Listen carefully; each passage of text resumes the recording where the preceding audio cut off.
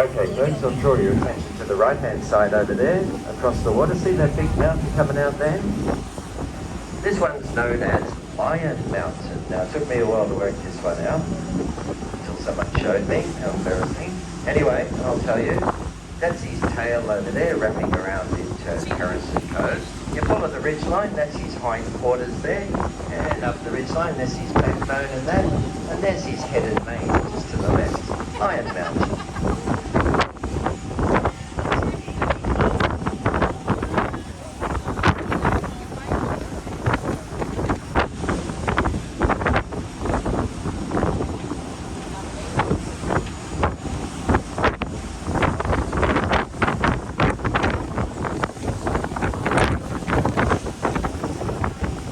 Straight up vertically to the top of Minor Peak, which is just under 1,700 metres tall. Look at all these bush and shrubs and plants and everything in the nooks and crannies. We call this the hanging garden, by the way. You can see why. And today we've still got some of the temporary waterfalls trickling away to complement the water.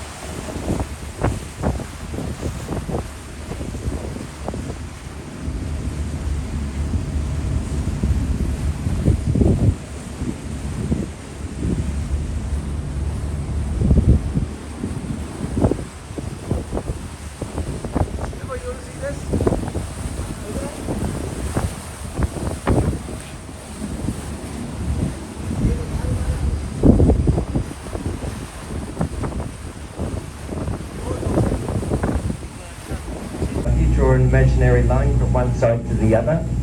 That's where the bottom of the valley floor was, way back in time, way up there, until that last glacial event happened, and then that glacier carved out this last section that we're going over now, pushed all this rock material all the way out to the ocean and its progression.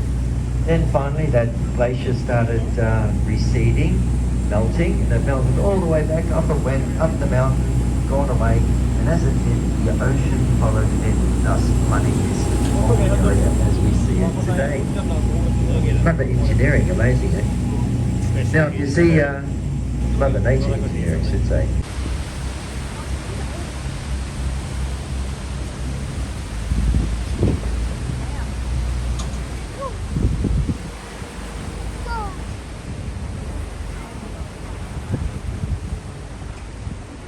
This wispy little waterfall in front of us. Look, get some colours up there, and then look at that. It's called Disappearing Falls, this one. A little bit of rainbows coming down.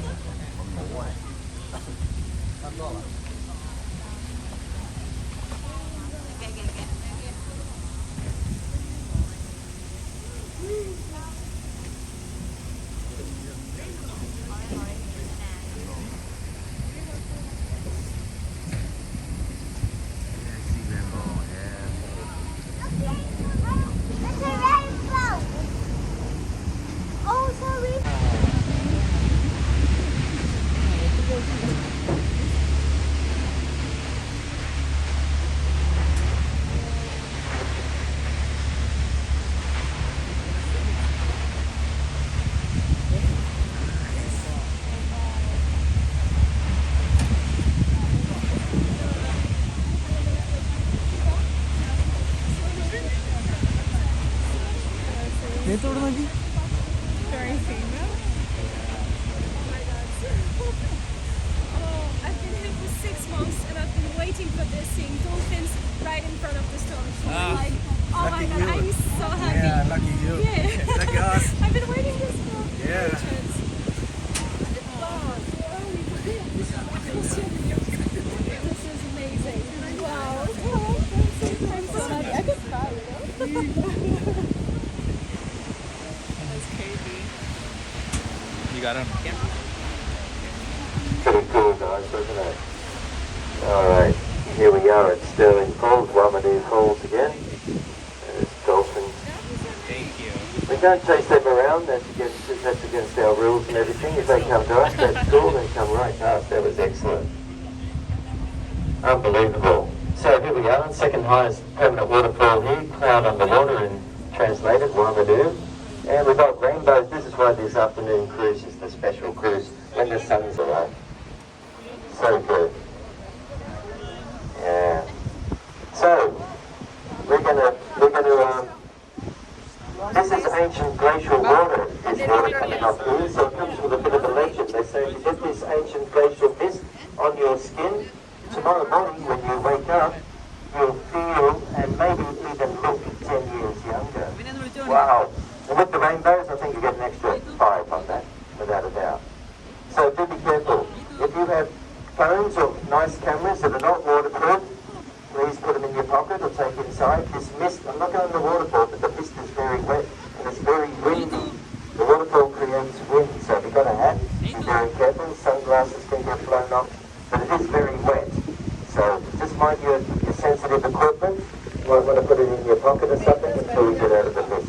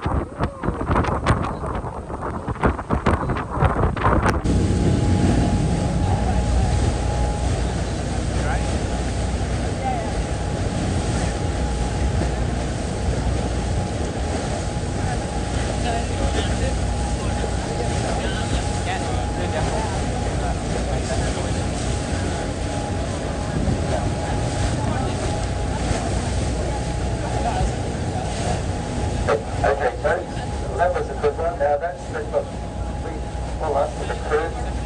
We do this 4 times a day, round 7 days a week. Now that was a good experience, that one.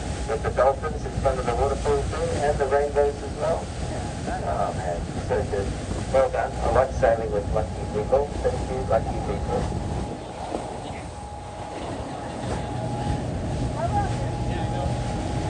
Very good on you. It's definitely not me, it's going to be you guys.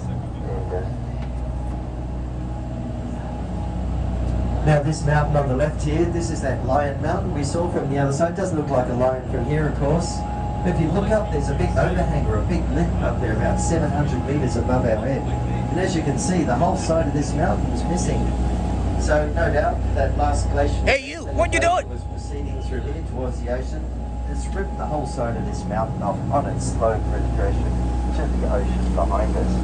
That big overhang up the top there, when we have really rainy days, there's all waterfalls coming over it, so that's another different experience. It's always a good excuse to come down. You've had a nice, bright, sunny day. Now you need to come down on a rainy day for a different experience. They're all good.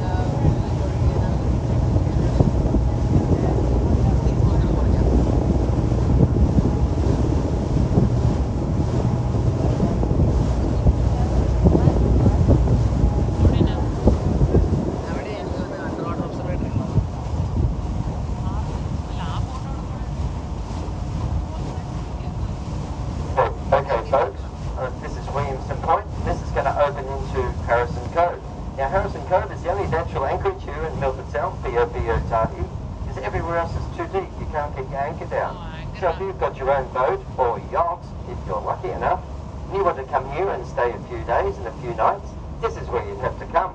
Because in the two corners over here, you can actually get your anchor down or actually hook onto something and you can stay there for, well, as long as you want, really. Now, as we go around the corner here, you'll see a structure tucked up against the coast. What that is a underwater observatory. Unfortunately, earlier last year, some big storms come along and it blew away the dock and some infrastructure. So it's not in service anymore. There it is there, see that? So normally you'd go inside that, walk down several stairs. You can have a look at the underwater environment through some windows. But not working now, unfortunately. Anyhow, look at this huge valley here. Looking up, is it still out of the clouds? Let me have a see. Oh yeah, nice and clear. Mount Pembroke up there, 2,017 metres to the tippy top. Also up there is the Pembroke Glacier. Now that glacier is the water source of your glacial facial that you had this afternoon. Now they say that glacier's only got about 20 years left before it's completely melted away, finished forever. Now, but you have to take in consideration this whole valley you're looking at was filled by that glacier thousands of years ago, right? Filled this whole thing. This whole valley was a glacier. And that's the last little bit at the top. It's going to be gone in about 20 years.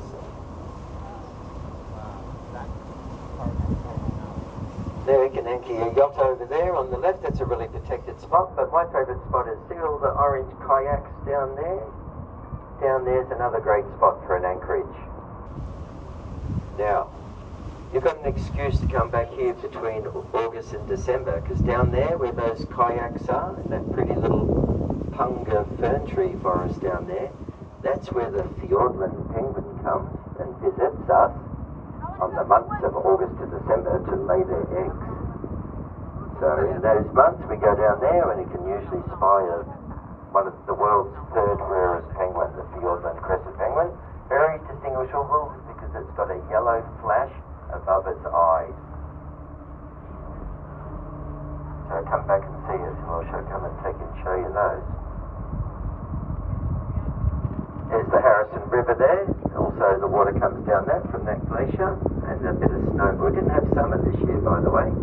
We had a lousy summer, a lot of snow left, as you can see. It'll be snowing again before the snow melts. And that river there, that's the Harrison River. When John Grono was here, sealing, well, that's where they had the little hut up there where they used to process the seals. It's all gone now, thank goodness.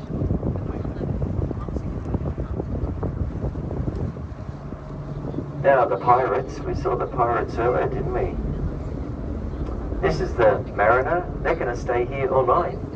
That's a pretty cool trip to do. When you checked in today, one of the girls there, Madeline, she'd done that trip a couple of months ago. She said it was cool.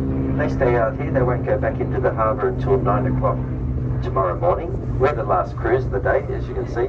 No, we're all out here by ourselves. And we're going to leave these guys alone. They're going to spend all night out here. They play with the toys in the dinghies. Chefs in there cooking their dinner.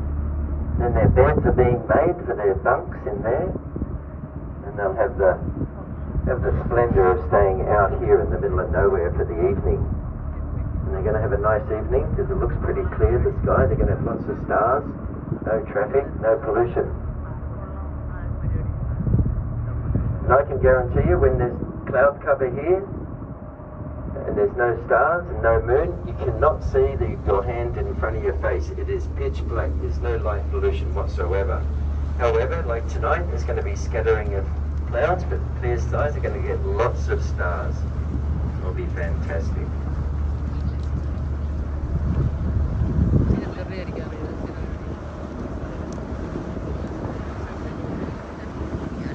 Also point out, see across to the right here, exactly opposite us on the right, see that mountain with the little knob on the top?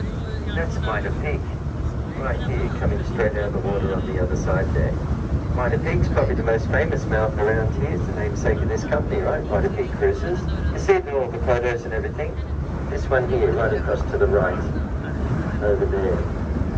Now that's a sheer cliff that goes up. You might remember the Hanging Gardens. Remember I said it was the cliff goes straight up, and that's it from over here. Now it's called mitre peak because that top 1/3 looks like a bishop's mitre or a bishop's hat. Well, from this angle here, yeah, sort of, but definitely when you get back to the terminal on the dock or at the car park, look back and you'll see it does look like a bishop's hat. Even though I think it looks like a Roman soldier's helmet myself, but anyway, that's just me. Now it's 1,672 metres to the tippy top there, and it goes 300 metres down under the water, straight down. Now, as we are connected to the ocean, this also passes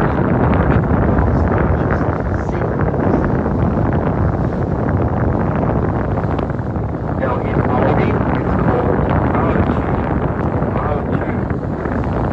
Now there's a couple of different meanings for Mararoa. There's a nice one.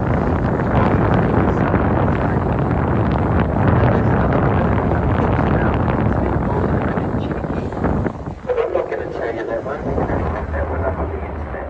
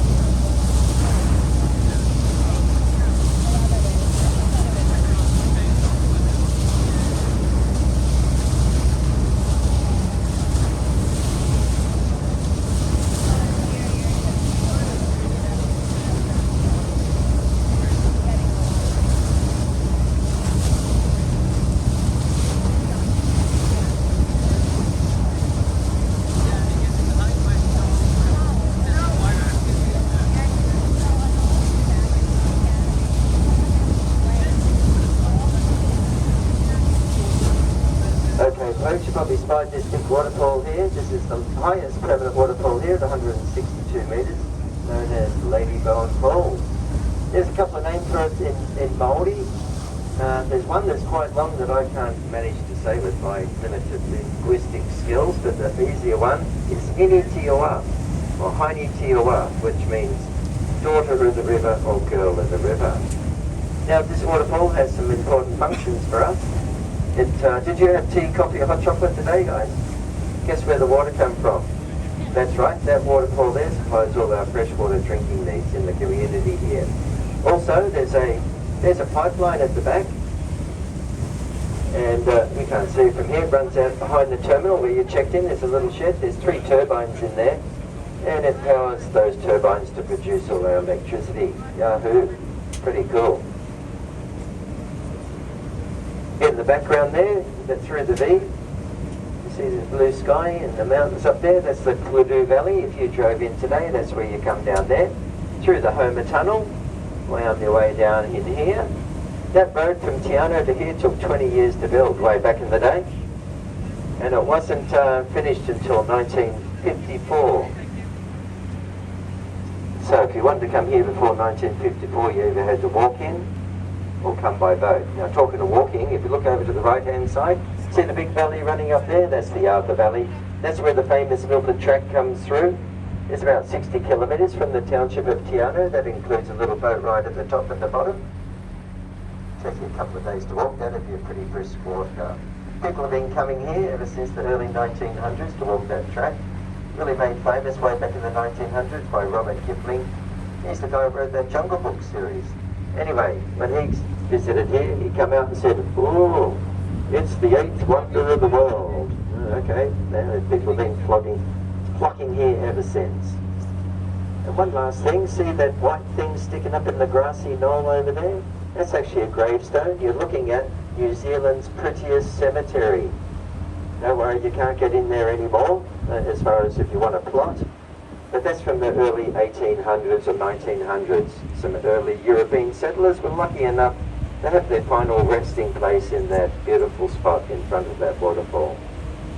Nobody lived down here before the Europeans come. The Māori used to visit. But they used to say that the gods put the sandflies in here so no one would stay too long. Well, if you experienced our sandflies, we can certainly appreciate that.